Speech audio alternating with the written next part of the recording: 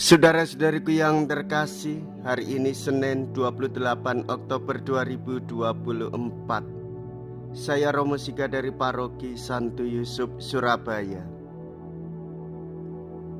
Dalam nama Bapa dan Putra dan Roh Kudus, amin.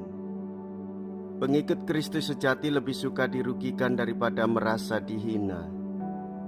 Yesus sendiri memilih murid-muridnya dari antara orang-orang biasa, bahkan juga yang berdosa. Ia tidak memilih sendiri tetapi memohon nasihat dari Bapanya. Sebelum menjatuhkan pilihannya, ia menyepi dan berdoa. Semalam-malaman Yesus berdoa, lalu ia memilih 12 orang yang disebutnya rasul.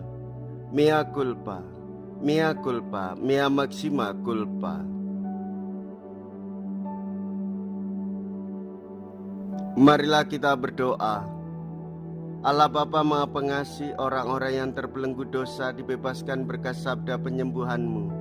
Resapkanlah kiranya kerahiman-Mu di dalam hati kami. Bimbinglah kami di jalan Yesus Kristus Putra-Mu, yang hidup dan berkuasa bersama dengan Dikau dalam persatuan Roh Kudus, Allah sepanjang segala masa. Amin.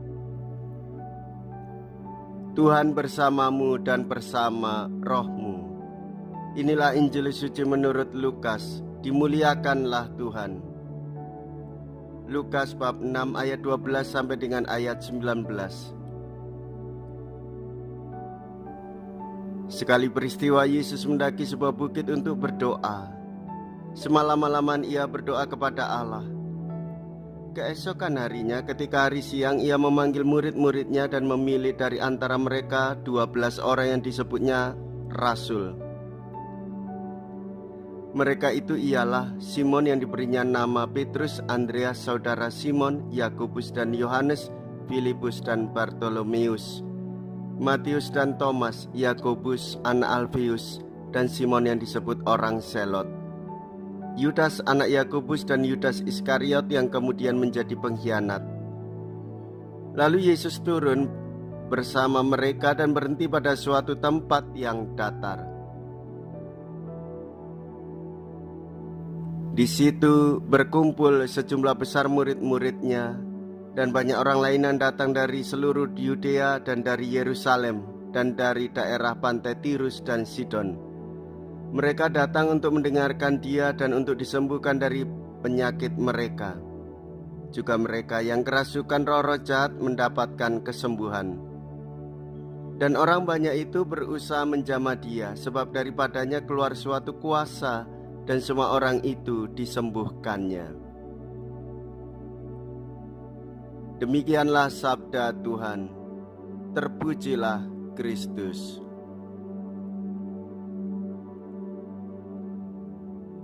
Saudara-saudariku yang terkasih, kita telah mengetahui bagaimana Tuhan Yesus mengambil waktu untuk hening sejenak,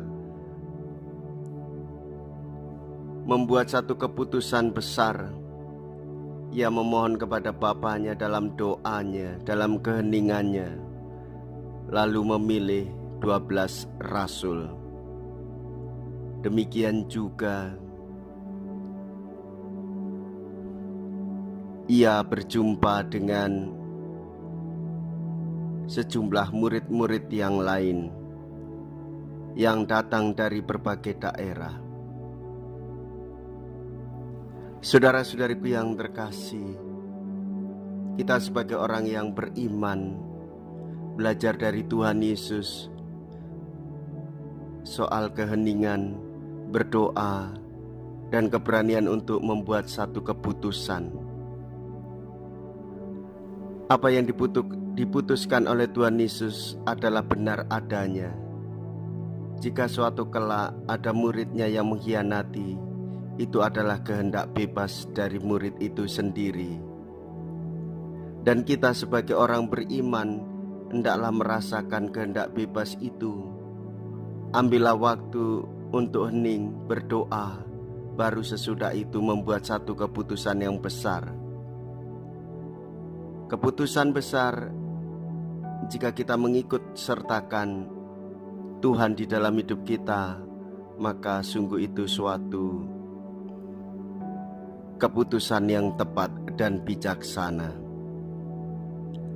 Saudara-saudariku yang terkasih, jikalau kita berani hidup menderita dalam Yesus, maka kita pun akan dipermuliakan di dalam Kristus. Terpujilah nama Yesus, Bunda Maria dan Santo Yosef untuk selama-lamanya.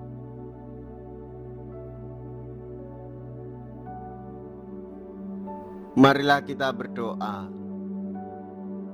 Allah Bapa Maha Pengasih, kami bersyukur bahwasanya Engkau telah bersabda kepada kami, dan kami telah Kau perkenankan hidup berkat rahmat-Mu yang melimpah. Kami mohon teguhkanlah kami dalam cinta kasih-Mu kepada umat manusia, dengan pengantaraan Kristus Tuhan kami. Amin. Tuhan beserta kita sekarang dan selama-lamanya. Semoga Allah yang Maha Kuasa memberkati saudara sekalian, Bapa dan Putra dan Roh Kudus. Amin. Saudara-saudariku yang terkasih, pergilah, ibadah sabda sudah selesai. Syukur kepada Allah.